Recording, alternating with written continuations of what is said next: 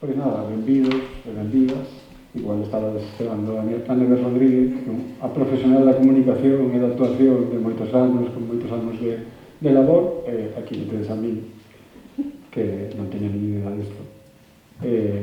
Non moderei nunca unhas conversas, así que pido paciencia tanto aos convidados como público. Eu espero que faledes todo vos. Se podes dicir en 10 palabras o mesmo que dicides en 3, pois moito mellor. Supoño que se estades aquí, xa un pouco sabedes cales son os puntos en común destas 3 persoas que teño aquí, que ademais, bueno, podes entender que para min impón bastante coa bagaxe que teñen os 3 en conxunto, pois estar eu aquí, síntome pois bastante pequeno, con bastante síndrome do impostor. Os puntos en común destas 3 persoas son, en primeiro lugar, que están as 3 aquí, como dixen antes. En segundo lugar, son 3 persoas que foron pioneiros da banda deseñada galega que comezou na década dos 70. Eles lle chamaban o cómic galego, ainda que, bueno, igual despois falamos de que nin sequera estaban de acordo con utilizar terminoloxía que non era propia, que non era do idioma propio. Bueno, pois os 3 foron pioneiros con obra, ademais, feita con obra en banda deseñada feita nos anos 70, non? Por orde cronolóxica, vou mencionar a Xavín Marín, que publicou no 71 na revista Chan a plancha ou a banda deseñada O Emigrante, que non sei se vistes fora, que está hoxe considerada como a peza fundacional desta banda deseñada autoconsciente, profesional e moderna. Como dixen antes na visita guiada, os que estivestes, polo feito de que era a primeira que se presentou en formato impreso, porque xa sabemos a estas alturas que Patiño xa estaba nese momento facendo banda deseñada tamén, en concreto estaba facendo o que falaba de Idiota. Despois no 75 tamén publicou xunto con Patiño o primeiro álbum de banda deseñada da banda deseñada galega, que este que tedes aquí, que se chama Dúas Viaxes, que recentemente tivo unha reedición facsimilar. Bueno, Pepe Barro fixo no ano 73 nunha imprenta en Pontedume, que non sei se os que somos da contorna de Ferrolterra somos conscientes de que gran parte da historia da banda deseñada aconteceu ao noso redor, non? Aquí en Fene, en Pontedume. Pepe Barro estampou 1000 copias da primeira edición da Carta do Pai da Bella da Pomba, que despois se venderon ou se repartiron aproveitando as redes tecidas polo asociacionismo cultural. Como digo, isto foi no 73, e Antón Patiño fixo no 78, pero se publicou no 79 Esquizoide, que foi un álbum de banda deseñada vanguardista, rupturista, experimental, e que de feito el mesmo recoñece que non foi moi ben entendida nin recibida na época, e que precisamente por eso, polo punto contracultural que tiña igual a banda deseñada galega nesa década, é o cómic perfecto para pechar a década, antes que despois no 80 se fixeran tamén banda deseñada. Outro punto en común que teñen é que, a pesar desta incursión na banda deseñada na década dos 70, os 3 continuaron un camiño en paralelo dentro das artes gráficas, visuais, pero camiños distintos. Xavín Marín, como sabedes, que seguiu unha banda deseñada, pero recoñecido sobre todo polo seu traballo en viñeta humorística. Pepe Barro non é un diseñador gráfico, é o diseñador gráfico de Galicia inteira, non o programa de televisión, senón o país. E Antón Patiño, pois xa non só en Galicia, nin tan só en España, senón internacionalmente, é recoñecido como un gran pintor, un gran artista visual. O cuarto punto en común, que é un nome que falta, que é Raimundo Patiño. Non vou comentar demasiado de Raimundo Patiño porque espero que faledes vos del, que coñecestes, que tratastes con el. Bueno, no caso de Antón, ademais, foi familiar. Eu, por fortuna, coñecín a Raimundo Patiño, pero, por desgraza, non o coñecín moi pequeno e non teño ningún recordo dele. Bueno, Raimundo Patiño, recollendo unhas palabras de Pepe Barro que repiten algún texto no que escribo sobre Raimundo Patiño, está aínda pagando o seu compromiso político e o seu compromiso estético tamén, con unha estética de vanguarda, aínda non está dentro do canon da galeguidade, a pesar de que en algún momento entrará. Entón, pois, todos redescubriremos ou descubriremos ou de repente caeremos na conta de quen era realmente Patiño e todo o que significou para a cultura e para a política galega. Bueno, eu creo que igual se sí que se están facendo pasos ou sí que se están facendo cousas para reivindicar a figura de Patiño, como por exemplo este ano que se lle dedicou o Día da Ilustración, que é o día 30 de xaneiro, pero esa mesma celebración xa demostrou que se queda bastante curta, tanto en tempo, non chega un día, como na propia disciplina, non? Porque Patiño non era só ilustrador, senón que era moitísimas outras cousas máis. Bueno, hoxe espero que nos falen eles da súa relación con Patiño e da pegada que deixaron nos tres.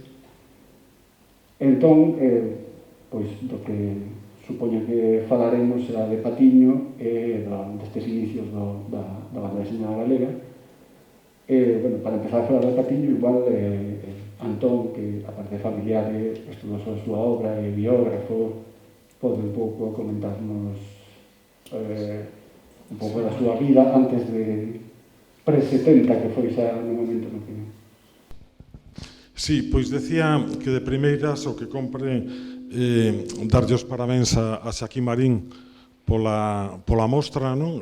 Toda esta homenaxe, todo este cariño que hai aquí en Fene polo seu labor. É un gran comunicador, un gran dibuixante e que desde logo xunto con Raimundo, xunto con Pepe Barro, xunto con outros amigos, non? Xosé Díaz, Chichi Campos, non? O lembrado Chichi, pois daquela puxeran a andar esa ferramenta de comunicación que o cómic, a banda deseñada, non? Que daquela ainda non se dicía. Agora estábamos vendo aí un momentiño un grabado en linóleo. Entón, claro, é imposible non pensar nos grabados en a teima de Raimundo. Agora estamos vendo a Beigliota, o cómic mural serigrafado que se conserva no MACBA, no Reina Sofía tamén, no MACBA en Barcelona, no Reina Sofía e no Museo Carlos Maside. Estamos falando dunha peza que alguén definiu como o Guernica galego, o noso Guernica.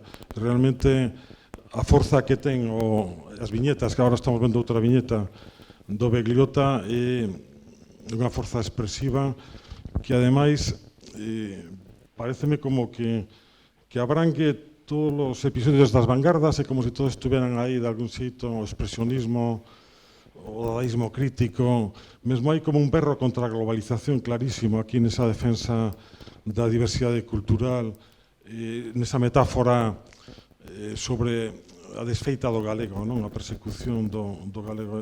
Unha metáfora, digamos que con intensidade en moi poucos días, na Galería Redor, que agora estaba falando Xaquín daquel soto na Rúa Villalar en Madrid, que actuou como un epicentro realmente da modernidade, non?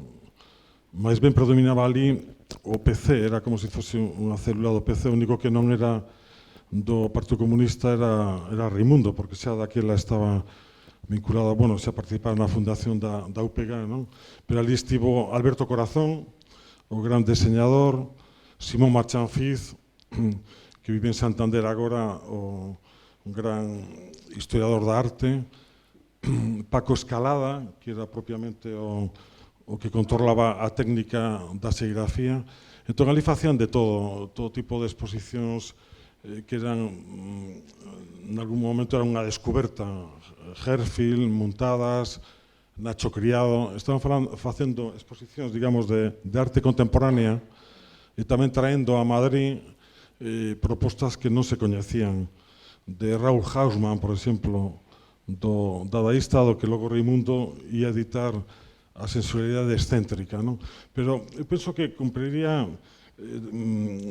trazar unha panorámica do entusiasmo co que Reimundo contaxiou non só, digamos, a xente dunha xeración, senón que logo tamén con Atlántica tamén quiso facer o mesmo. Decía, tedes que facer grabado, non? Tedes que facer grabados porque é unha ferramenta expresiva de primeira magnitude, non?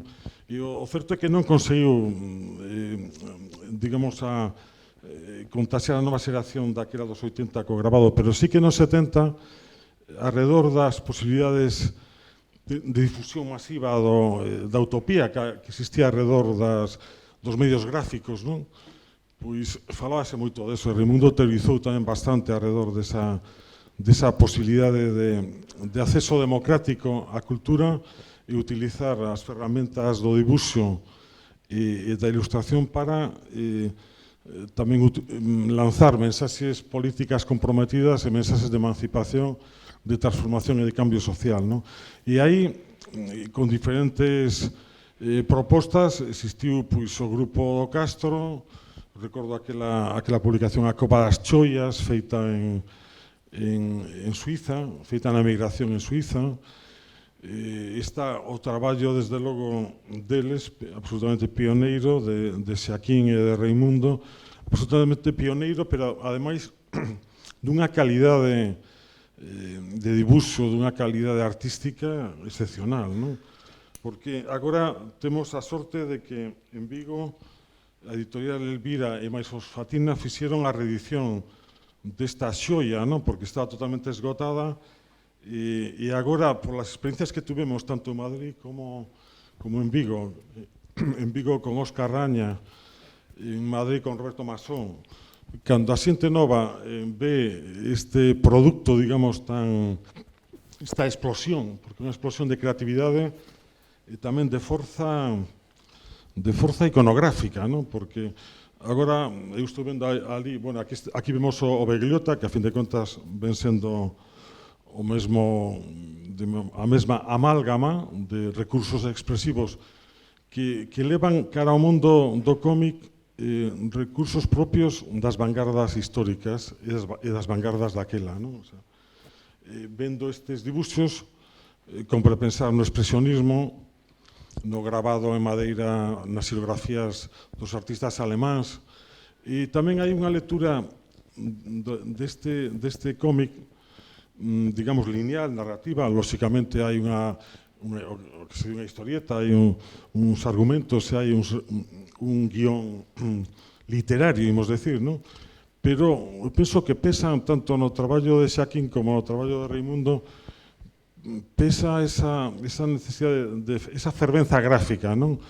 Que o que lle dá, non sei, un carácter como realmente insólito, anómalo pola intensidade, non? Penso que para falar deste libro en concreto, ou ben do libro que fai Xaquín Marín un pouco despois, que Ratas, que está reeditado non hai moito tempo, pero que tamén saiu daquela na propia editorial 31417, a editorial, unha das aventuras editoriais de Reimundo, non? E aí o que vemos é como un berro pedindo liberdade, non? O sea, eu vexo aí, agora estou vendo o libro este entreaberto do cómic Dúas viaxes nunhas páxinas de Reimundo, e o que aparece aí é o contraste tan forte entre branco e o negro, non? O claro escuro. Ten algo de grabado, efectivamente, baixo relevo perceptivo, non? E aparece de seguido facianas, rostros como torturados, rostros de dor, berros. É como se o que se lanzara a través desta proclama gráfica é un berro de liberdade. Hai que tener en conta que isto todo acontece co remate da dictadura e, bueno, a verdade é que todos estábamos daquela cunha sensación compartida da necesidade de transformar as cousas, que en certo sitio conseguiuse, non? Os poucos, na manifestación na rúa, nesas multitudes malladas, non? Que que a icona do pé de Xaquín expresa tamén, non, esa realidade, esa metáfora cruel da opresión e da ditadura, non? Entón, este libro, esta aventura que representou Dúas Viaxes é algo único, non? Recordo que na presentación en Madrid, nunha librería especializada en cómic, Roberto Masó, dun xeito así, dicía, eu vou buscar a ver se atopo algunha outra cousa así, non? Así. Eu dixen, mira, sinceramente, podes buscar, pero non vas a topar algo tan desafiante en términos perceptivos, tan auténtico, non? Porque o que aquí estamos a refletir dentro da banda deseñada galega daquela é que foi un inicio tan potente que eu penso que a propia historia da banda deseñada, do cómic en Galicia, da historieta, como queramos chamalo, está de algún xeito non condicionada, porque un fenómeno así, unha obra mestra como esta non condiciona, senón ao revés. Pero si é certo que sitúa nun cumio de intensidade expresiva uns recursos que son uns recursos moi sinceros, que son os do dibuixante, non? Aquí que ten en conta o comezo da vocación de Reimundo, non? Porque os ilustradores, cada quen ten a súa propia biografía, non?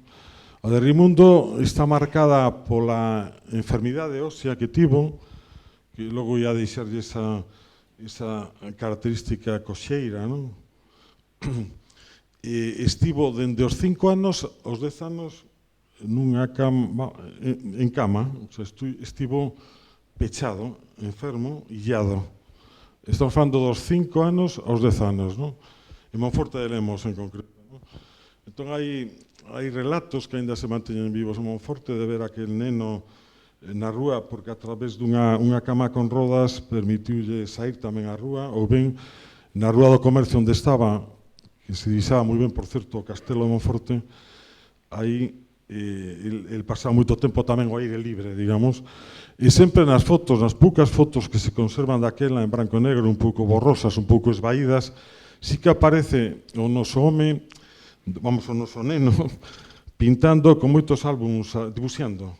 Están unha chea de posiblemente de historietas gráficas, pero tamén de álbums de dibuixos onde el facía, el acadou unha dimensión realmente de control dos seus recursos expresivos, de darlle forza á liña, non? Porque realmente o dibuixante é un pouco que decía Paul Klee, non? Que é unha liña que sae de viaxe, unha liña que soña, unha liña que explora o espazo e que define tamén a realidade do mundo, non? El colleu tal mestría, digamos, sendo moi neno, que era como un espectáculo velo, según contan xente maior que o coñecía, non? Porque era quen de facer, a través dunha especie de pequeno garabato, non? Facía unha lazada, e logo esa lazada no branco do papel, na parte inferior, facía esa lazada, e logo de seguido, sin levantar, sin erguer o lápiz, facía xa unha bota, un zapato, unha perna, tal, outra perna, tal, e de seguido tiña diante dos ollos abrallados da xente un Mickey Mouse. El utilizaba aí unha icona característica que todo o mundo controlaba, como Mickey Mouse, e el facía unha versión do Mickey Mouse así, pero comenzando curiosamente por un recuncho, non? Que eso me recordaba o que me estaba comentando agora Xaquín, non? De como dibuixaba Berliotta, que tamén empezaba por unha liña calquera, unha esquina, unha man, e logo saía o personaxe, non? E algo sorprendente, esa técnica autodidacta, non? Porque non había unha composición previa, nin un estudo, nin un dibuixo a lápiz, non, hai fotografías no soto da Rúa Villalar, está dibuixando con flomáster, como chamaba el, os rotuladores grosos, está dibuixando de seguido aquilo a través dunha especie de explosión de creatividade, que parece ser que tiña un segredo, que era un café dobre, só, unha aspirina e unha copa de coñac. Iso sei que cando saía do banco Reimundo, esa era, claro, hai que ter en conta esa inmobilidade, a do banco, que el dicía bancario que non banqueiro, para que non confundamos.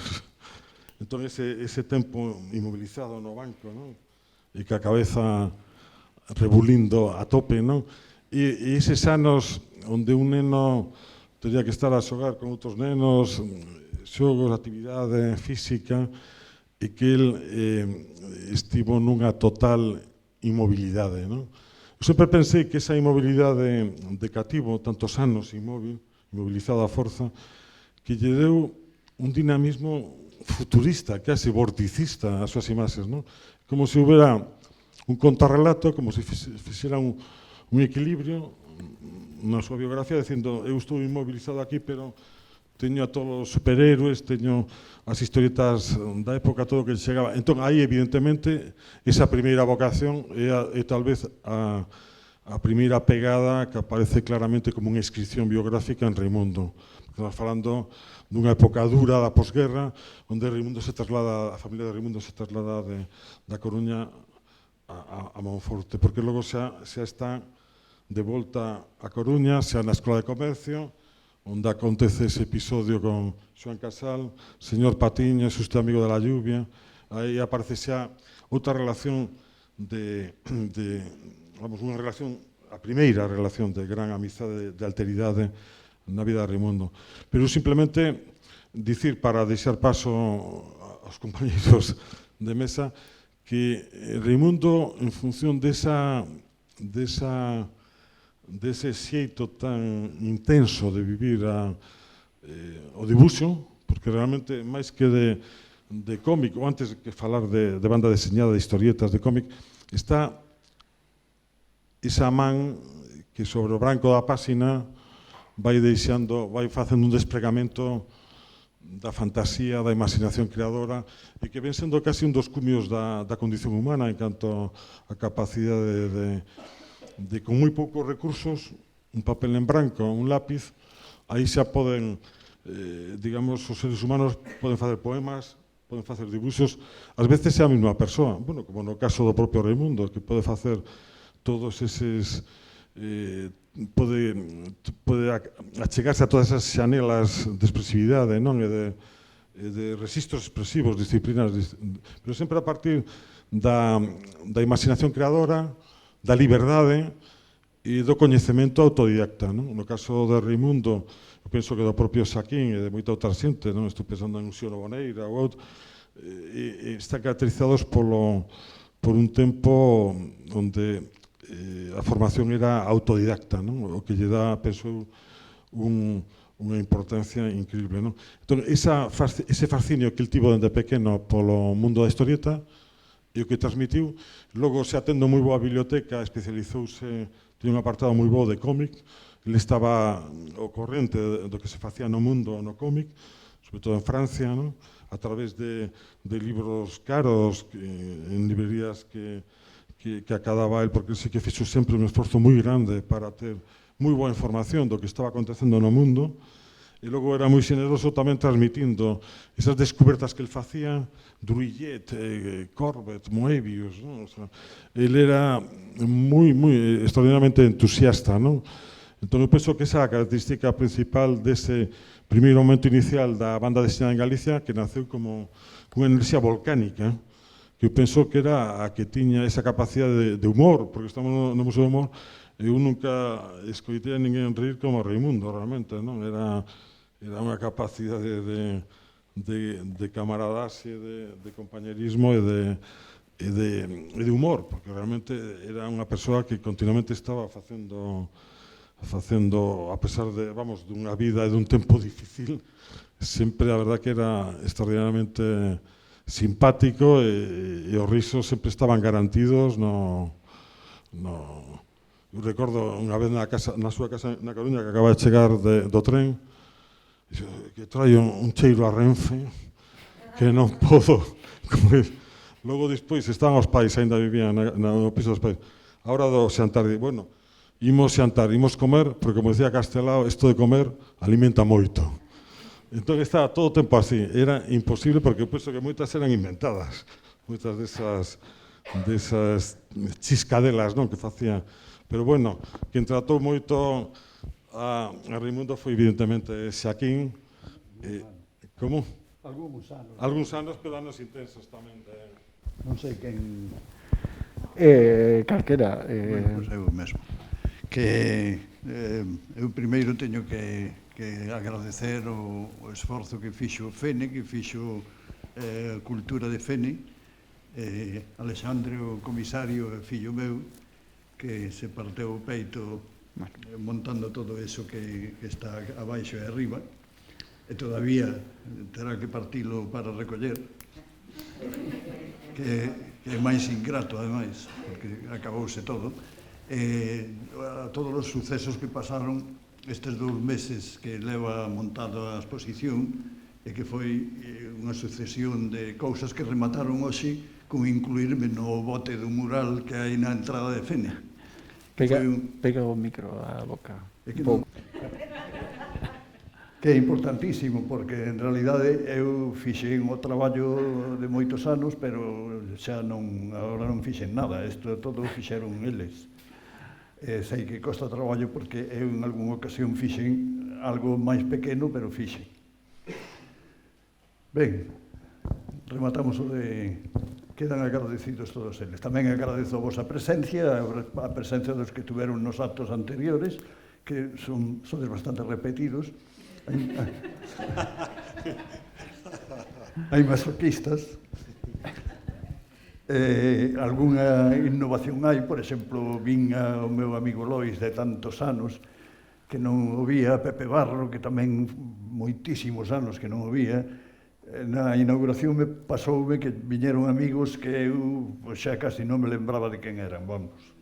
Mira que clase de amigos eran. E ben, entón vamos ao asunto.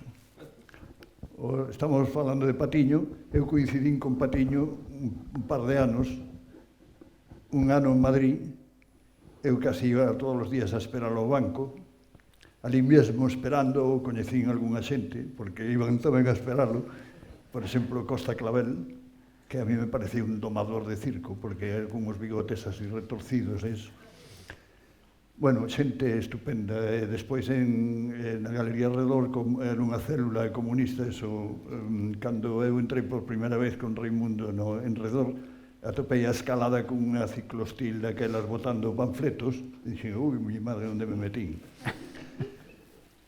Despois Patiño nos liou para ir a unha reunión de artistas rebeldes a un piso de Madrid. Fun eu e un amigo Castro, que era de Laxe, moi amigo meu, xa morreu o home, a xente non resiste. E nos presentamos era un piso, empezamos a subir escaleiras, ali non había nadie, chegamos á porta, petamos, non habría ninguén. Entón estuvemos ali e dixemos, mira, isto, vámonos de aquí, porque vai chegar a policía pronto, nos vai cazar a nós nada máis. Ao lado había unha librería que era moi rebelde daquela en Madrid, non me lembro xa como se chamaba, e fomos á librería mirando así de reollo a todos os que pasaban ao lado a ver se eran da conspiración, pero ninguén se fixo de que fora, así que nos marchamos para casa fracasados totalmente. A reunión de rebeldes non houve rebelión ninguna. Bueno, non sei por que conto eso, estaba empezando falando de Patiño. Patiño era unha forza creadora, como ten dito Antón. Non era moi activo, sei que normalmente era unha cousa reposada, e incluso cando eu iba moitas veces a agardalo cando comía na casa, e comía tranquilamente, daba voltas aos filetes, mollaba pan no viño, que lle chamaba sopa de cabalo, e cando remataba a comida me decía, agarda un momentiño que vou a váter. E collía un tocho así de publicacións. Eu xa sabía que había unha media hora de espera.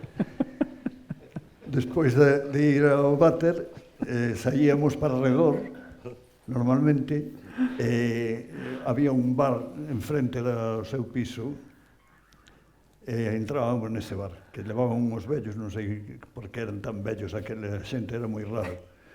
Según Patiño, ali estaba a policía sempre mirando para a súa casa. Tiña certa manía persecutoria. El sempre vía policías por todas partes. Xa contarei despois outra cousa. Bueno, íamos antes na Bar dos Vellos se tomaba un café doble con coñac, que eu tamén tomaba, porque había que poñerse a tono. Marchábamos para arredor. Chegábamos a arredor e a mellor non se facía nada ese día, simplemente falar con Tino Calabuch, que era o que levaba a galería, con Escalada si estaba. Alberto Corazón non estaba nunca. Alberto Corazón era socio, pero eu me parece que vin unha vez por ali. E outra vez que fomos a ver ao seu despacho a pedirlle consello para editar en Brais Pinto algunha cousa. Xa digo, era unha persoa que cando se puña a traballar era algo tremendo. Empezaba a facer cousas e facía ao momento un cadro, empezando por un dedo dun pé e rematando polo brazo esquerdo. Non tiña previsto como iba a ser aquelo, o mesmo saía un brazo doble que outro, era igual. El metía todo dentro da viñeta e quedaba perfecto, ademais. Quedaba ben, expresivo, potente. Con Patiño falei mil cousas, sobre todo estábamos discutindo sempre sobre a importancia do cómic, porque eu daquela pensaba en ser pintor, el me decía que o cómic era unha cousa que se achegaba moito máis á xente. Daquela tiñamos a idea de que había que transmitir algo á xente. E el foi o que me meteu de cheo un cómic. Me dixo, teu dibuixo pois vale para facer cómic, ponte a facer cómic, que é máis interesante que gravalo.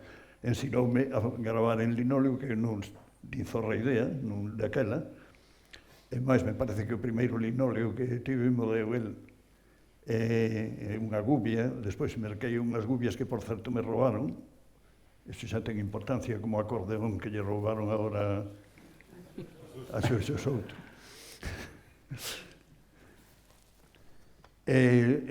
El ensinoume tamén a vanguarda de Europa, como facían, que eu non tiña nin idea, mais tuvemos unha visita de rapaces da universidade no meu estudio, que tamén era de Patiño, porque Patiño pagaba, non sei por qué, porque el casi non ia por ali, pero debeu ser para axudarnos aos que estábamos ali, pagaba unha cuota tamén.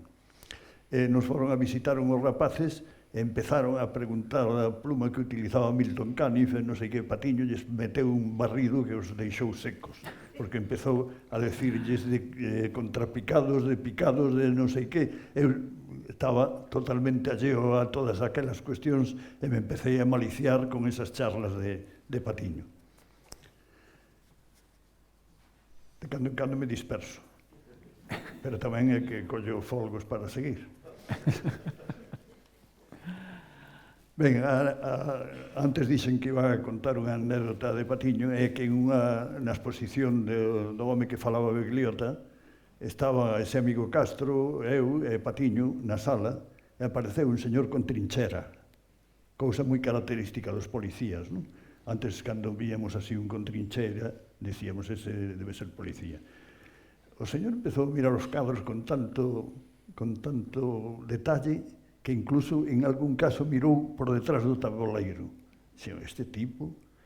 E Raimundo dixo, mira, eu me vou ao bar de arriba, si pasa algo me avisades. Este ten que ser un policía. E despois o policía resultou que era Heriberto Quesada, que era director de Cambio 16, e que tiña verdadeiro interese en ver a exposición, en ver a Patiño, que non o veu, por certo. Porque marchou de ali dicindo que era Heriberto Quesada, marchou, non sei, Patiño, podes volver, porque xa non está. Pero tiña verdadeira fobia polos policías. E xa lle vou pasar a Pepe Barro, porque para que vos vou cansar máis tempo. Te paso o testigo. Non sei se o meu funciona. Sí. Sí, eu teño así a anécdota inicial que eu coñecín a Marín e a Raimundo Patiño o mesmo día. Claro. Eu tiña 16 anos e fora a Madrid cuns amigos da familia, estaba pasando ali uns días. Entón, lembrei que unha vez que eu na vila en Pontedeume fixera un grabado en madeira, porque deducía como se facían os grabados lendo nun libro de historia de impresionistas e tal, si isto do grabado e tal, e como eu tiña un amigo que era fillo do impresor da vila, Carlos, pois se me ocorreu cunhas trenchas, unha tábua que collín, bueno, en fin, fixen ali unha cousa, estampámola na imprenta, e entón vírame Ramón Regueira, un amigo de Patiño, e dixo, eu teño en Madrid un amigo que fai grabados nunha cousa plástica que se chama Linoleum, non sei que. Entón, cando estaba en Madrid, lembrei, e chamei a meu pai e dixen, pregúntalle a Moncho Regueira quen é ese amigo e como podo localizalo. Entón, pasoume o enderezo de Reimundo. E eu un domingo pola mañá achegueime ao Paseo de Extremadura, onde viviu moitos anos, e cheguei ali, batín na porta, agardei, quen é? Son de Pontedeume, veño de parte de Moncho Regueira, tal, un momento. Vestiuse, que estaba, logo me contou, que levaba pintando toda a noite, que estaba en calzóns, porque en Madrid, ademais, facía unha calor do demo, e efectivamente abriume, pasa, tal, bueno, conteille, tal, que tal, o Linoleum, e non sei que, bueno, ali, bueno, vestiuse, tal, empezou a quitar libros, como un pouco o escenario que pintaba Antón, non? Ese entusiasmo fabuloso de sempre e tal, e non sei que. Eu tiña os dous rapaces que me acompañaban abaixo, sentados na porta. Bueno, díxenlle, mira, que están aí e tal. Pero vamos agora. Efectivamente, baixamos, collimos os dous rapaces, nos levou e nos convidou a un refresco. Bueno, tedes que lembrar, eso, eu tiña 16 anos, o sea, que os dous rapaces debían de ter 16 e 15. E vamos á casa dun amigo meu que está aquí ao lado. Daquela ti tiñas un estudo perto da casa dele, non? A dúas mazás ou unha cousa. Atravesando o Paseo de Extremadura, estaba... Pois ali nos levou, e tal, e, bueno, pues a mesma historia, mirade isto outro, tal, bueno, presentamos a Xaquín, que ademais resultaba ser de Fene, que era ao lado de Pontedeume, bueno, eu estaba cos ollos a carlos, non? É dicir, era unha cousa tremenda, entón, non só as cousas que lle vira a Patiño, sino que a mí tiña o despregue de todas as cousas que tiña feitas, os cadros, algúns dos cales, eu creo que hai algún aínda por aí desa época, non? É a vantaxe de non vender. Bueno, pero xe hai un patrimonio aí maravilloso, non? Pois, esa foi a miña primeira experiencia con Raimundo e con Marín, e que logo, pois, volvín o ano seguinte, aprendín o Linoleum tamén, daquela, bueno, pois eu xa ao pouco fixen tamén grabados en Linoleum, xa me metín nesa historia con 17, 18 anos, non? O sea, bueno, pero era tal o entusiasmo de Patiño que che metía nunha historia e que xa non podía sair, non? Bueno, logo xa ti te viñeches para aquí, xa mantiven algún contacto contigo, que viña desde Pontedeume a velo, cando estaba de vacacións. Cando estudei deseño gráfico en Barcelona, eu facía sempre parada en Madrid para ir a Barcelona, en vez de facelo nun tren, que fun unha vez e quedei abraiado, porque era infernal chegar a Barcelona todo seguido no tren. Entón, o que adoitaba facer era ir a Madrid, que chegaba pola mañá ás 9, xa me chegaba ao banco a ver a Patiño, Patiño abría os caixós que tiña no seu posto de traballo e empezaba a quitar, toma, o Triunfo, toma, o non sei que, o Último Grial, o non sei que, e unha monografía de Karel Appel, o sea, bueno, entón, levas todo isto, logo xa me ves buscar ás 3. E entón, eu collía toda aquela cousa, me iba a un bar e pasaba a mañá ali, bueno, de maravilla, cos ollos como pratos, non? E logo, pois, eso recollía a Xaquín un pouco o que ti facías, me levaba convidado á súa casa, xantábamos ali, e ali continuaba, bueno, pois eso, a as maravillas que saían de todos os caixóns e tal, non? Bueno, para min foi unha experiencia máxica, non, aquelo. Eu creo que, ademais, as pezas que fixeron tanto Reimundo como Xaquín nos anos 80, non? O home que falaba Begliota, o libro Dúas viaxes, logo os Ratas de Xaquín, eu creo que son pezas mestras dentro da cultura galega. Eu creo que son pezas extraordinarias. Outra cousa é que, como antes dicía Alexandre, non sexan recoñecidas porque, bueno, isto é como unha cousa de tebeos, de tal, non sexan valoradas polo que é a cultura oficial, que é moi pouco miope, digamos, non? Eu lembro a Díaz Pardo nalgúna reunión sobre cómic ali no Castro, e Isaac non entendía nada, dicía, están as cousas, tal.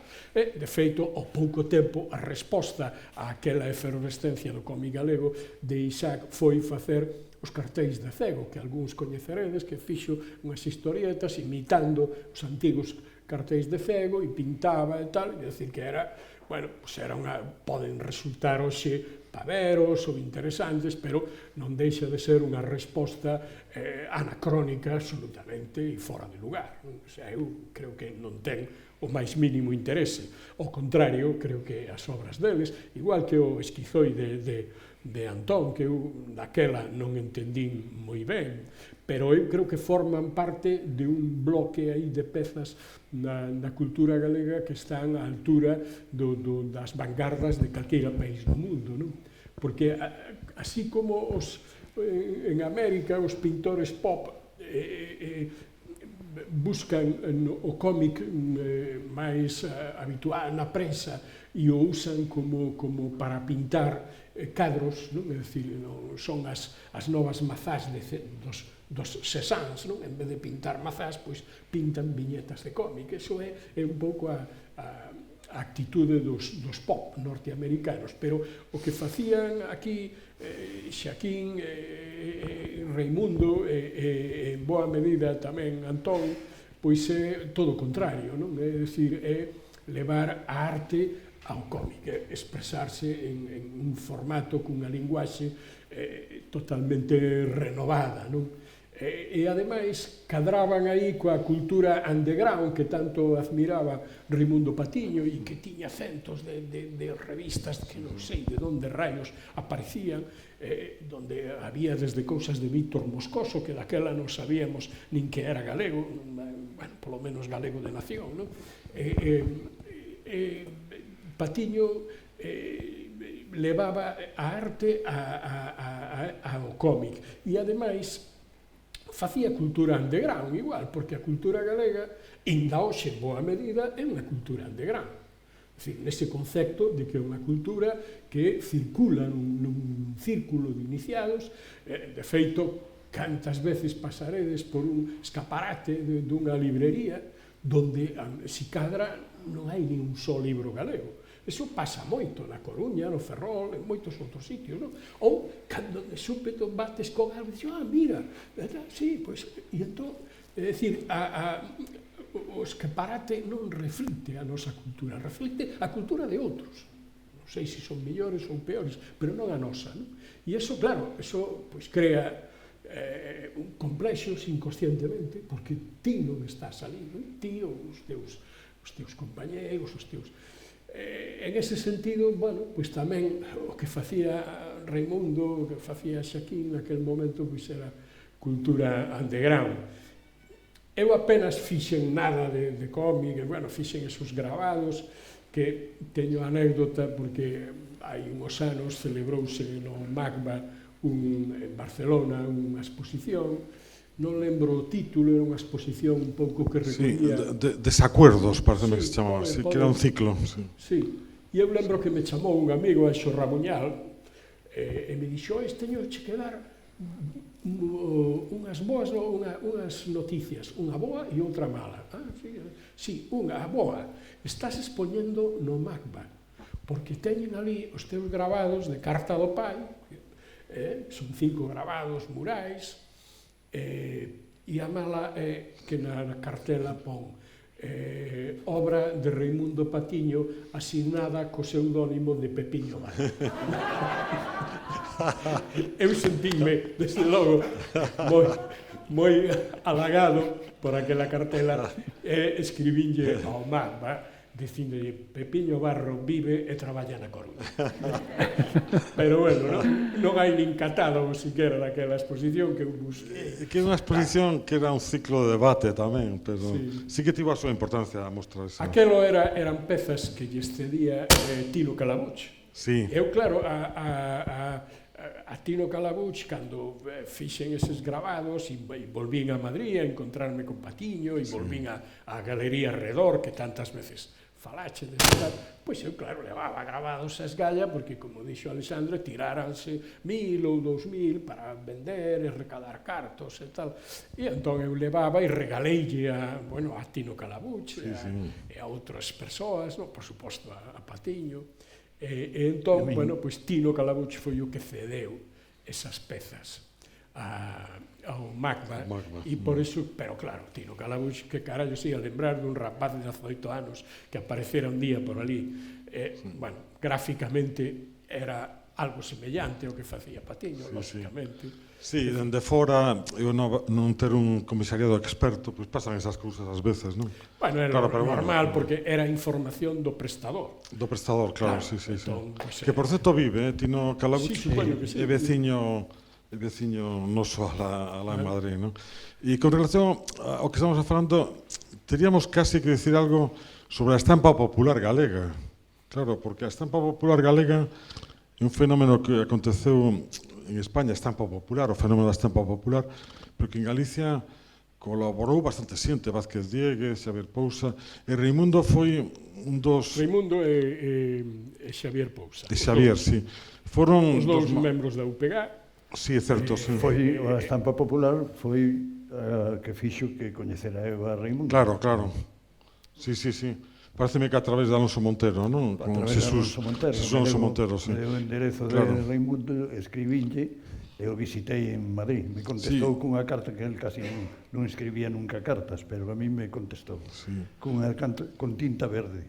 Eso o teño presente porque a teño conservada. Sí, o que é interesante é pensar que, ademais do episodio tan importante, con estas pezas mestras, desde logo, que comentaba Pepe, non? Está o fenómeno moi interesante porque tivo moitas exposicións por toda Galicia da estampa popular galega, non? Que logo desaparece, esmorece, non? Que ven sendo un fenómeno coetáneo a Brais Pinto, non? Por exemplo, hai crónicas de Ferrín falando da estampa popular galega nas diferentes exposicións, non? E aí participou Raimundo, pero tamén na Gadaña, que ven sendo o equivalente ao grupo da Walset, grupo El Paso, tamén estaba Raimundo xa daquela, contra o remate dos anos 50, se estaba activando no eido da plástica. Indagacións informalistas, que era cando se falaba moito do informalismo, non? Todo magmático, caótico, orgánico e tal. Entón, vemos como toda esa vocación primeira polo dibuixo fixo que logo artellara grupos, digamos, non? Eso que eu penso que é moi importante. Con eso do informalismo tivo un debate a través do xornal La Noche en Santiago con Álvaro Cunqueiro a propósito de Tapies. Tapies, sí.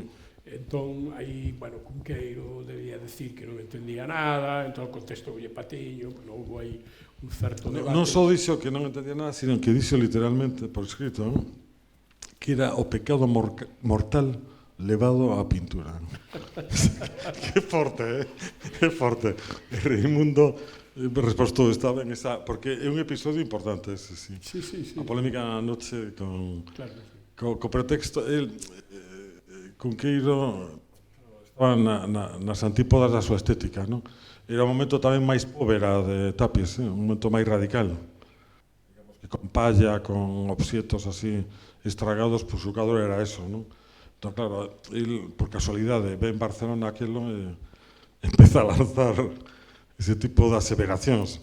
Raimundo resposta Bueno, e hai outra réplica tamén dele. Foi interesante, iso está recollido porque é unha polémica. E con relación a isto, eu comentaría unha cousa tamén. E alrededor das palabras de Pepe Barro hai un momentiño como underground, non? Porque ás veces eu teño a sensación en Galicia que a cultura oficial, canónica, digamos, é refractaria abondo, é moi refractaria a cultura visual.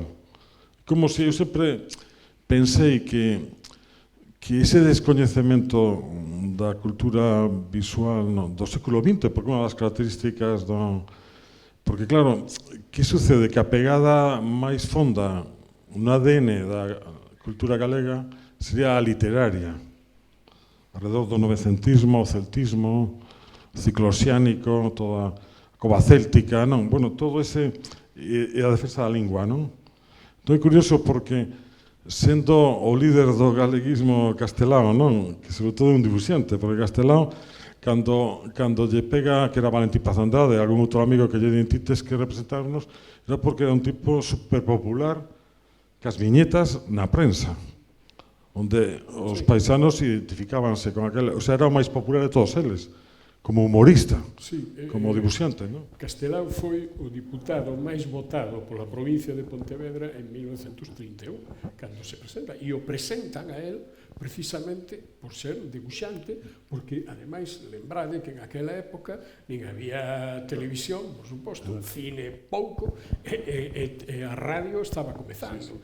Creo que, non, ainda non existía, porque a primeira radio é Radio Galicia de SER de Santiago, que é o XASER, e que foi no 32, o sea, no ano 31, entón, as viñetas de prensa o fixeron a él extraordinariamente popular. Bueno, Cao en Argentina, en Buenos Aires, fixo caer 2 veces o goberno por as viñetas.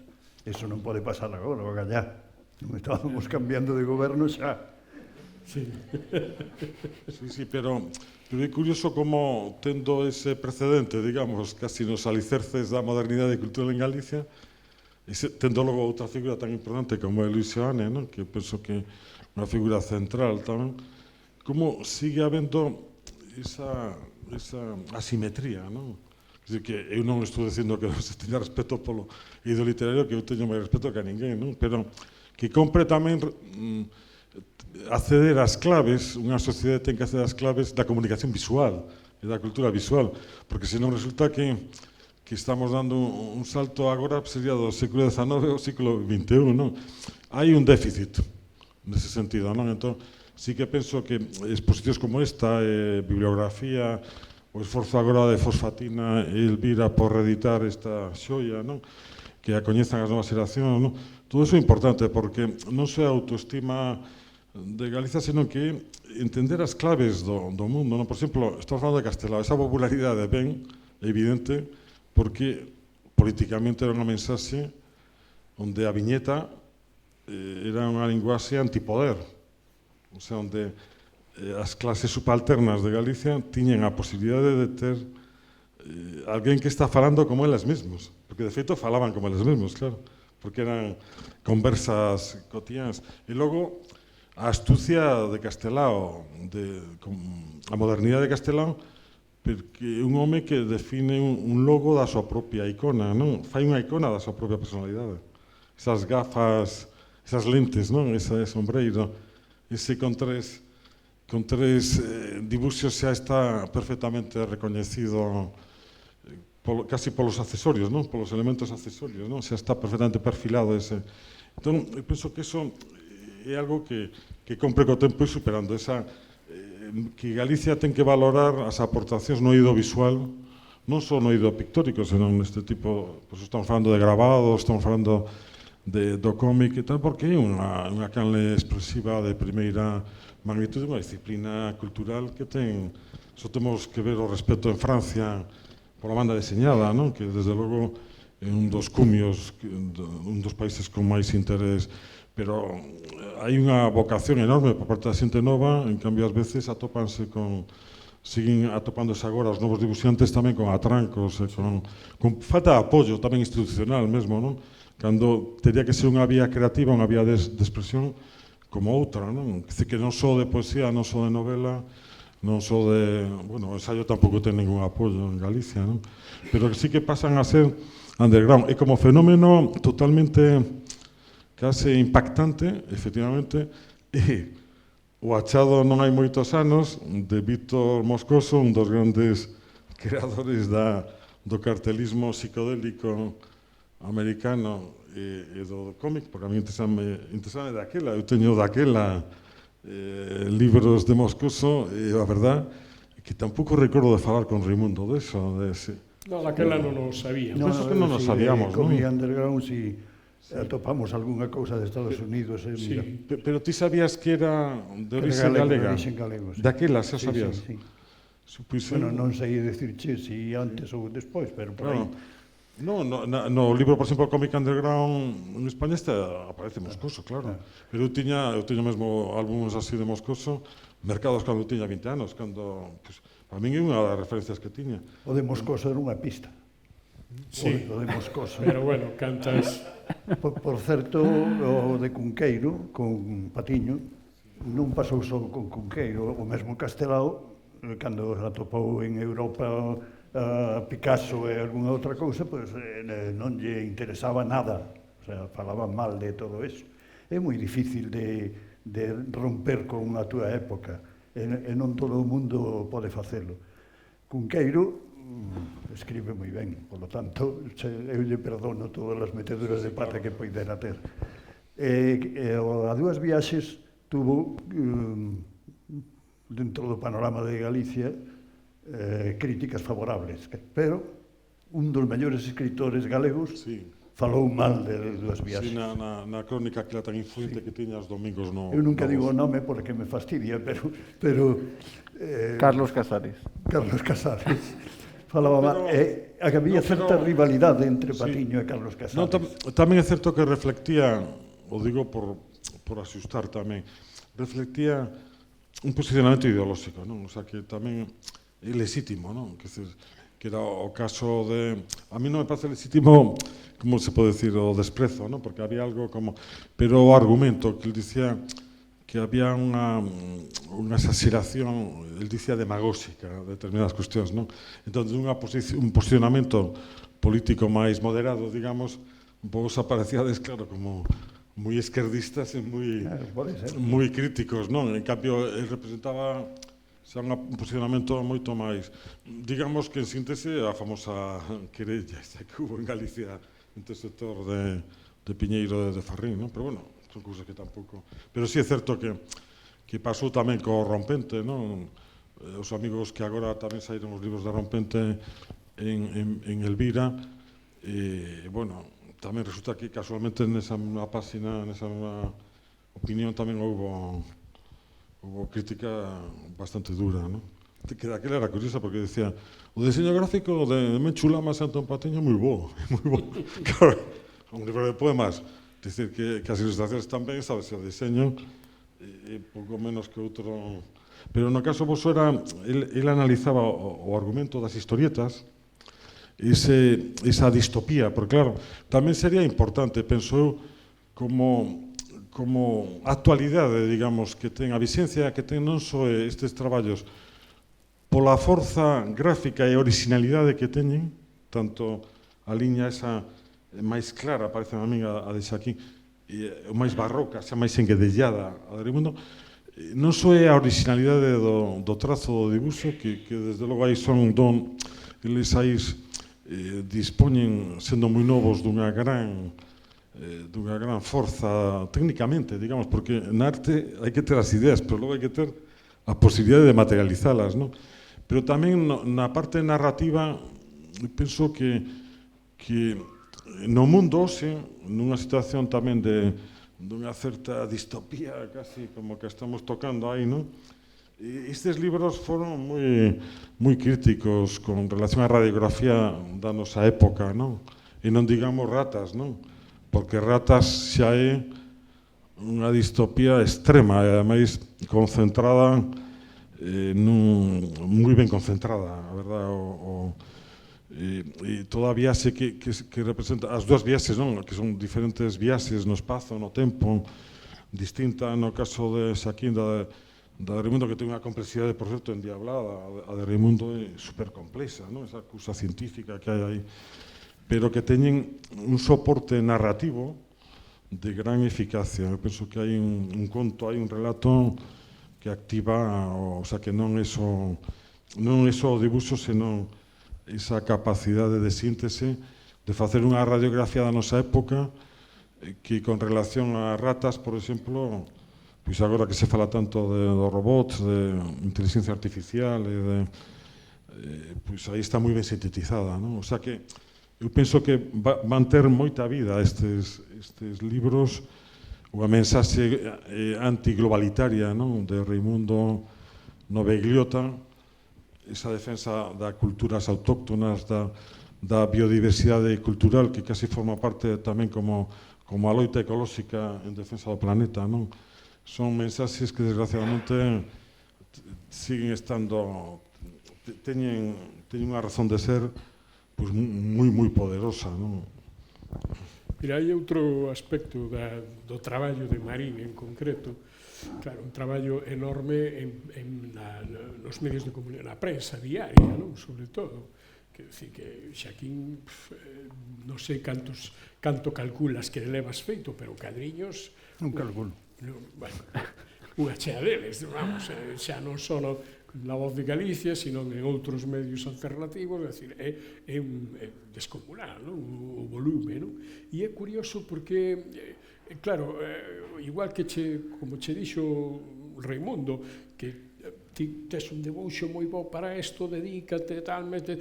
Curiosamente, gran parte do humor gráfico que se fai por aí, pois non, parte do mundo do tebeo, digamos, infantil, casi, de Bruguera, non? Desa cousa, e é o tipo de debuxo moi convencional, que pode ter máis ou menos chispa, pode ter, bueno, e ser interesante desde o punto de vista do que está contando no texto, pero que na gráfica non deixa de estar repetindo tópicos gráficos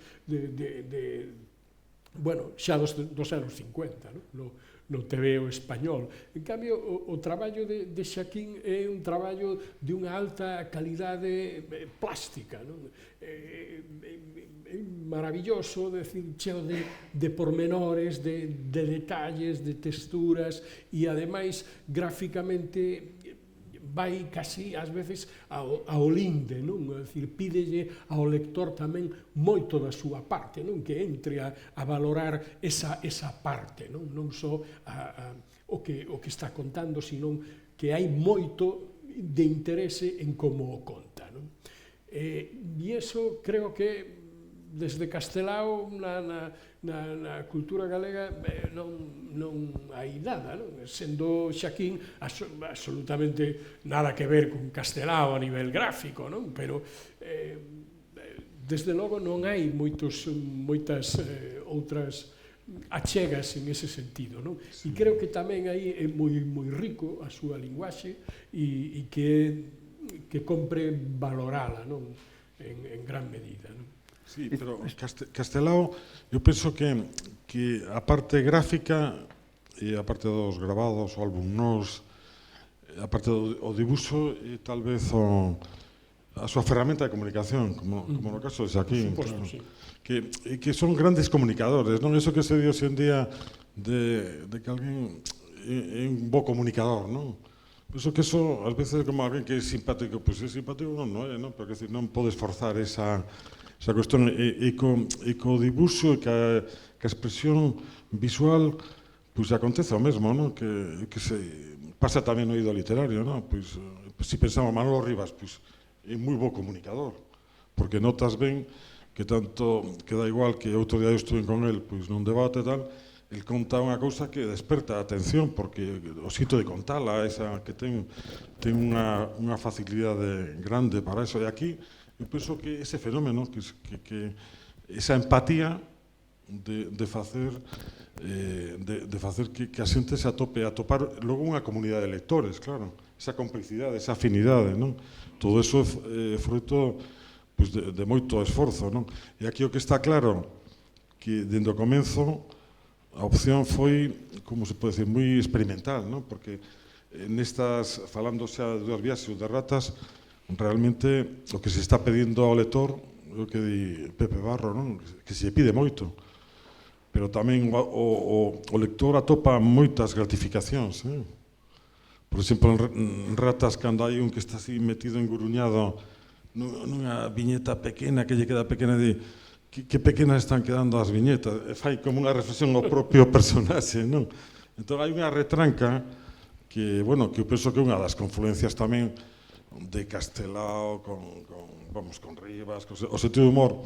Eu penso que compreiría darlle un carácter casi de sincretismo antropolóxico, non? Ao sentido de humor galego, non? Porque o ves nos povos, nos pequenos povos, como a xente mantén viva esa comunicación interhumana a través desa diálogo, dese tempo, desa xovialidade, non? E desa empatía que se establece nos xestos cotiáns, non? Entón, nese sentido, Castelao, cando fai esa viaxe a Centro Europa e atopase, vémolo tamén rexeitando, digamos, o cubismo, o dadaísmo, o tempo está collendo moitas outras cousas, por exemplo, de Bruegel, do expresionismo, do cartelismo, e logo nos cartéis da Guerra Civil ou hai determinadas iconas que proceden aí desa aprendizaxe, non? E foron moi útiles. Que sucede? Que Castelao estaba vendo todo dende o prisma da súa propia cultura, da súa propia xente, dende as eivas, dende as limitacións, estaba asumindo máis limitacións das que el mismo tiña, penso eu, porque ele estaba sempre pensando nun posicionamento artista de utilidade social, que iso de algún xeito que logo vai desaparecendo ese aspecto coercitivo, non? De ter que facer unha mensaxe que se entenda e tal, e vai elaborando dun xeito miúdo esa autocaricatura, esa imaxe de marca, digamos, da súa propia presenza física estilizada, e logo como, que ademais eso está moi claro cando vemos esa autocaricatura moi esguía, de negro, de loito, vamos todo de negro elegante e tal, co chapeao, e logo debaixo os cadros del, e os cadros son simbolistas. Os cadros podían ser del ou de Corredoira, son cadros decimonónicos, son cadros dentro do tardorromanticismo, non? Entón, o Castelao moderno é o Castelao que fai expresiva liña, o sea, que estamos falando de campos moi perto, non? De creadores que estableceron unha empatía co público e xeraron unha comunidade de afectos e de resonancias e de ideolóxica mesmo, non? Entón, é algo que non acontece todos os días, como di Pepe Barro, iso é algo moi importante, non? Esa resposta da xente, non? Despois nos tiñamos moitas conversas sobre... Nos preocupaba moito a estética do cómic, que o cómic, en realidade, tal como era moi aburrido, non? Patiño ata miraba os cómics americanos, dos Marvel Comic Group, e me decía, mira, aquí lle pega un puñetazo e atravesa 7 viñetas. Eso impresionaba a él, decía, hai que romper as viñetas, hai que sair de aí. Entón empezamos a pensar que había que facer cada páxina unha composición especial de páxina. Romper a viñeta, que non houbera viñetas, que houbera 1000 viñetas, que houbera unha viñeta e pico, o sea, era igual. Había que procurar que o lector estuvera interesado en todo momento. A sorpresa, non? A sorpresa. Claro. Despois, incluso, pensamos na doble páxina. Que vaya dunha páxina a outra, que salte, que volva, que 1000 cousas, vamos, o que ninguén pode imaginar podía pasar no cómic, porque segundo Patiño decía sempre o cómic é o único sitio onde o ceo pode ser verde e pode voar un elefante. É certo. Era a vantaxe que tiñamos co cine, que agora xa non, porque o cine tamén fai de todo, pero o cine é moito máis unha sucesión de viñetas moito máis rápida que o cómic, entón é superior. Pero daquela, pois, tiñamos esa vantaxe de que podíamos facer o que nos petara. De color non, porque todavía non había, pero despois veu. Así falábamos da estética do cómic, e despois xa incluso eu cheguei, xa non sei Patiño, supoño que estaría de acordo, xa non pararse na doble páxina, sino pararse no relato inteiro, unha unidade de visión de todo o relato. Fixen un así, pero claro, é moi complicado. Fixen un así que é un que está pensando e se convirte en fichas para un ordenador e tal. Bueno, aí conseguín darlle unha estética a todo o cómic igual como se fose unha viñeta continuada. Pero é complicado porque además temos a limitación de tamaño, de páxinas, de moitas cousas.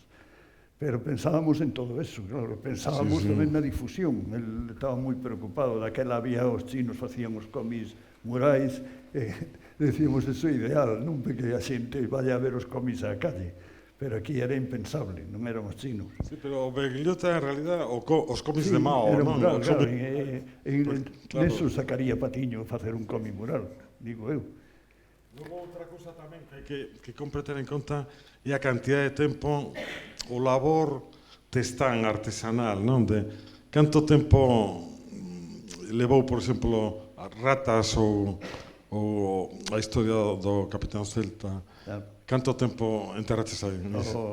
Ratas anos. Anos, claro, sí, que tremendo. Sí, eu lembro un comentario de Xaquín nunha presentación dunha mostra de cómic, daquelas que se facían nos 70, e Xaquín decía, claro, é que a min unha páxina podeme levar horas, facela e tal, e logo a xente en 5 minutos, en 3 minutos fai así e xa veu a páxina, non? Entón, esa cousa, claro, eso é certo, pero tamén é certo que esa páxina que che levou horas, tamén a poden ver potencialmente millóns de persoas, que eso é a gran cuestión de imprimir un libro, non? Eso é potencialmente. O da faixa nos libros o deberon facer para iso, para que non os miraran na librería e se escaparan rapidamente. Teño por aquí unha frase de Raimundo Patiño que creo que ademais xa dixo a ti ou xa escuitaches ti, que di que o cómic é a única arte que serve para envolverse o bocadillo coas súas follas. Sí, bueno, eso era unha cosa dunha entrevista que el publicou, o sea, que lle fixeron e que eu comentaba, que debía de ser unha frase moi repetida, non? Porque era unha butad, digamos, de artista, non? Que arte... Sí, pero que ao final sí que viña a significar, pois eso, que o cómic en realidad chegaba a moitísima xente. Sí, efectivamente, sí. Un pouco recollendo o que dixestes, un pouco para pechar, porque vamos xa hora media, case, creo, non sei se temos que acabar. Creo que Patiño, ademais, tamén, a parte da intención comunicativa do cómic, e da intención da posibilidade de difusión e distribución, pretendía tamén atallar a invasión do cómic estranxeiro, como comentábamos agora o da Marvel. Entón, o que pretendía era un pouco facer un cómic galego, non? Un cómic propio de aquí, con formas de aquí, con personaxes de aquí. Eso un pouco sí que se recolle no cartel que ti fixeches para a exposición xunto co grupo do Castro, no que participaches ti, Xaquín Marín, Patiño, no que se ve que vemos por aí. Foi unha exposición que organicei eu, ca xente da Agrupación Cultural O Galo en Santiago. Foi no ano 74, como eu coñecía as cousas de Xaquín e de Raimundo, e xa tamén conectara coa xente do grupo de cómic do Castro, pedinlles a todos material e fixemos esa exposición que, resultou un éxito, digamos, porque a xente quedaron os ollos...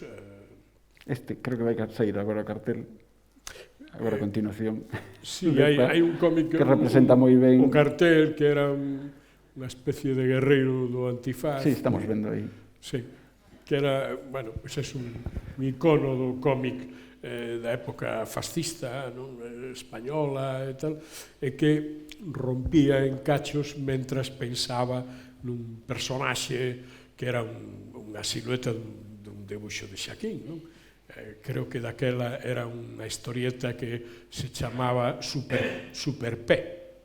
É dicir, a imaxe dándolle a volta en vez de Superman, non? Con ese xogo de palabras galego e inglés, non?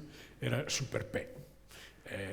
Bueno, e aquelo, bueno, pois estaba o Begliota, bueno, había obras, foi no círculo mercantil, no que hoxe é o Museo Granel, ali no Pazo de Vendaña, e realmente foi, para todo o mundo estudiantil, foi algo increíble, non? É dicir que, sí, había outro mundo, non? Que non sei se foi esa mesma exposición a que chegou despois a Marín, na que houve un ataque dun dun grupo... atentado fascista e houve que retirala, gardouse todo, estivo guardado en Marín moitos anos até que unha exposición tamén que se fixo na Coruña hai poucos anos, pois normal. Sí, que fixo este chaval Sí, Manuel Cráneo. Xulio Carballo. Houve un atentado fascista contra a exposición de cómic e romperon un cómic meu que non tiña nada de grave, que non decía nada grave, era inspirado en un bueno, pero relato. estaba en galego. Eso sí. Aí xa... Pues o romperían por galego, pero por outra cousa non o tiñan por que romper. A mellor non sabían ler, pode ser. Pois, non sei se hai algunha pregunta entre o público.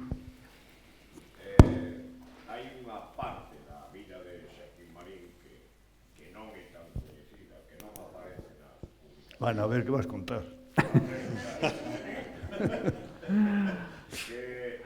que é íntima tamén, pero íntima é a parte grupal, que foi o centro de difusión e de recollida de un montón de cosas.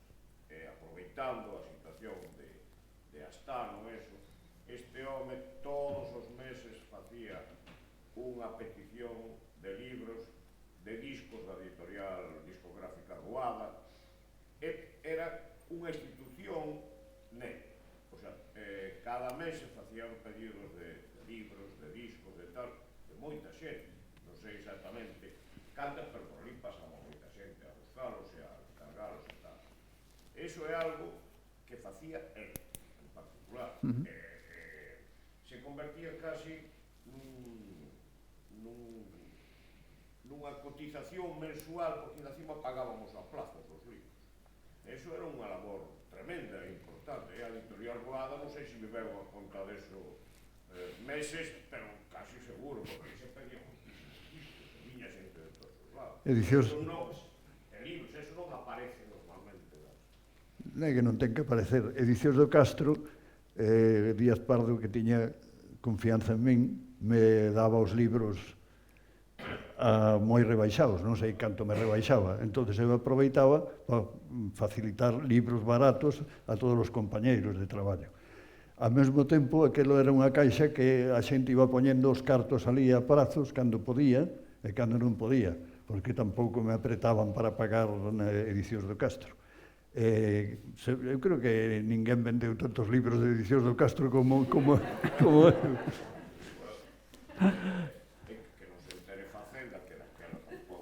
Non creo que me reclame. Bueno, enterouse, por certo, non se enterou Facenda, pero se enterou a policía. E me acusaron de que tiña unha caixa de resistencia en as... Sí. O da caixa había resistencia para pagar. Se enterou a policía porque alguén se chivou dos que había por ali. A mellor que mercaba libros tamén. Pero, bueno, esa é unha das funcións que deberían de cumplir hoxe as redes sociales. Podían suplir esa presencia física e ter forma de organizar cosas deses tipos que se facían ali, que realmente non, parece que non dá eso. Bueno, as redes sociales... Individualmente, pero non... Eu, por exemplo, publico todos os días a viñeta da Voz de Galicia. Supoño que moita xente non merca a Voz de Galicia, mira gratis na red, bueno, ten que pagar tamén a suscripción de o wifi. Pero que haberá, non sei, hai xente que fai cousas moi raras e moi boas. A nai Teresa de Calcuta, bueno, xa non fai. E o de boas, me parece que pusieron en dúbida bastante. Non sei se tedes algunha pregunta máis por aí. Pois, entón, a verdade é que teño que darvos as grazas porque non tiven que intervir demasiado. Aparte de, bueno, non tiven que intervir nada. Moitas grazas por estar aquí os tres, a todas as persoas asistentes, bueno, pois, sí. Parece que non se quere levantar. Permiso, voulle pedir o micro a Antón un segundo para pechar este acto.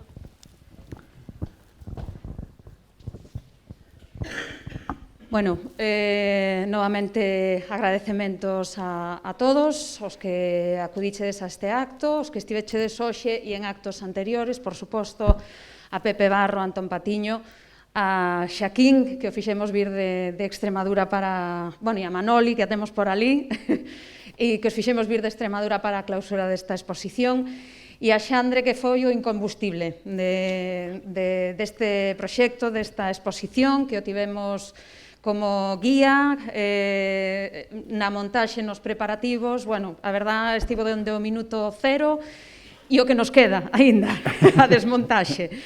Bueno, antes de pechar o acto e de marcharmos, quería comentar un par de cousiñas a respecto da exposición. Aínda que esta mostra como tal, sabedes que pecha hoxe, mañán empezaremos coa desmontaxe.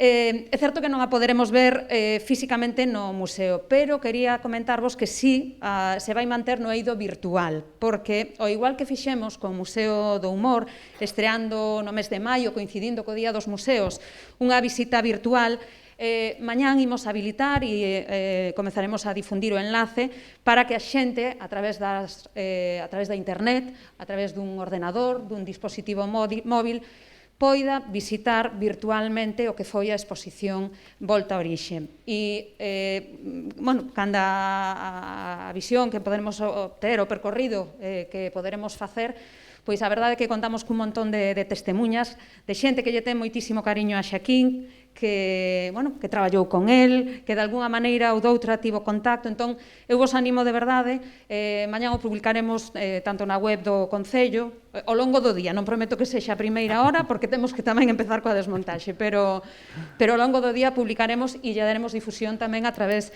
das redes sociais. Por outro lado, quería comentarvos tamén que a Concellería de Cultura editou unha carpeta Prestixio que reúne 16 reproduccións de obras de Xaquín Marín. Unha carpeta que a partir de agora o Concello vai entregar como agasallo institucional. Parécenos que a figura de Xaquín e a súa obra é absolutamente representativa do bo facer artístico da xente de Fene. E neste momento, pois nos acompaña hoxe a concelleira Sandra Permuy en representación do alcalde de Fene, ao que temos que excusar porque está convaleciente estes días, e Sandra vai sair a entregar aos convidados de hoxe, bueno, tanto a Xaquín, a Alexandre e, por suposto, a Antón Patiño e a Pepe Barro, esa carpeta.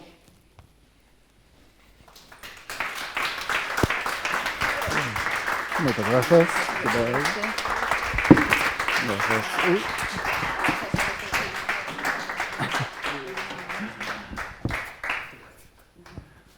Gracias, Antón.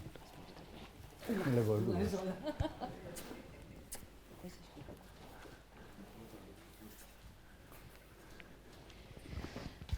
A maiores desta carpeta, temos tamén un agasallo especial, neste caso, para Xaquín e para Alexandre.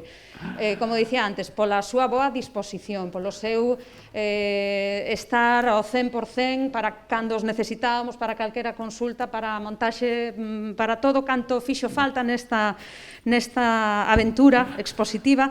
Pois temos unha praca que elaborou unha ceramista de Fene, Carme Romero, unha para Alexandre, outra para Xaquín, e lle las entrega Sandra Permuy. Moitísimas grazas,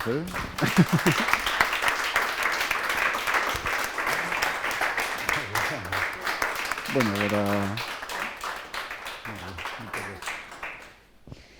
E con isto nada máis, moitísimas grazas, dende mañán xa sabedes, axudádenos tamén a difundir esa visita virtual e que a obra, todo o que ten feito Xaquín, se espalle por todo o mundo. Grazas.